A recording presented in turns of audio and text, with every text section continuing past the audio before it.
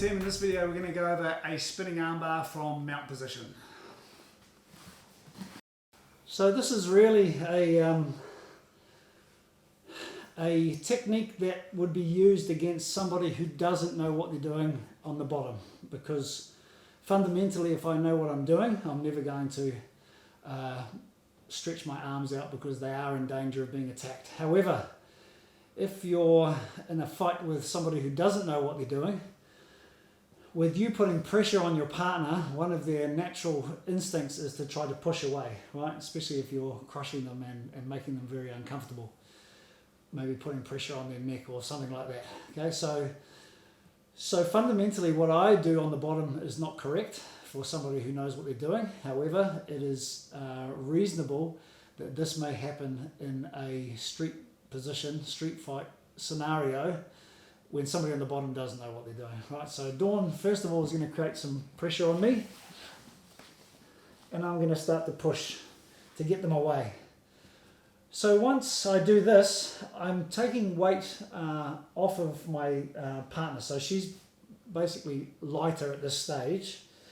She's also going to help this by making a T with her hand, right? So she's making a T, that's T there, and she's placing it down. The top of the T goes over the top, and the bottom of the T goes underneath.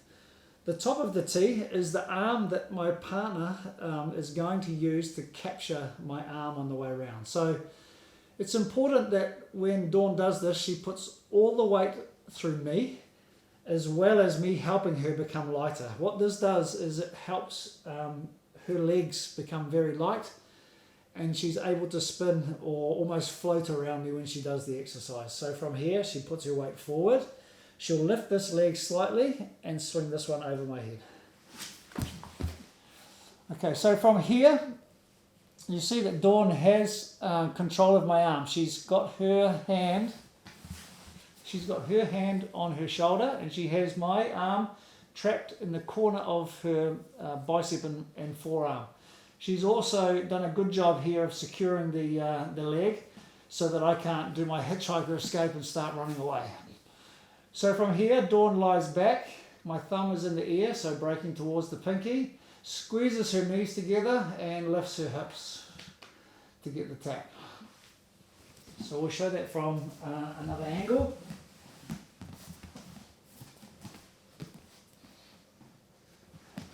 So I'll show it from this angle so you can see how Dawn lifts her legs. So she puts pressure on me. I panic and start to push up. She makes the T. She puts all her weight forward, lifts the leg and starts to spin.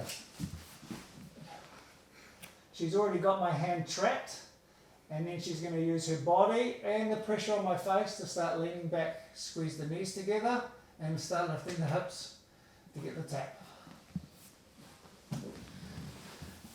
One more time just from this angle so that you can see how she's using her body, her transfer of body weight to make herself lighter. Okay, so I push because I panic. She puts all her weight through, makes her legs light and starts to turn, floats, lies back, squeeze the knees and lift the hips.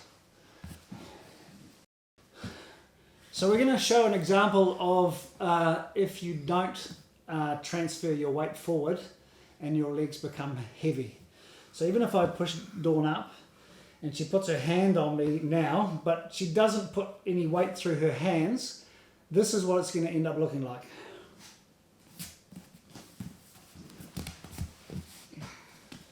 Horrible, right? So if it looks like that, you know to transfer more weight forward. So the little exercise you can do, even if you don't have a partner, to get better at this technique, is to do exactly the same thing. Make the T, rock your weight forward, so you've got probably 80% of the weight through your hands. Lift the leg and then spin. So I'll go here, sort of like a break dancing move.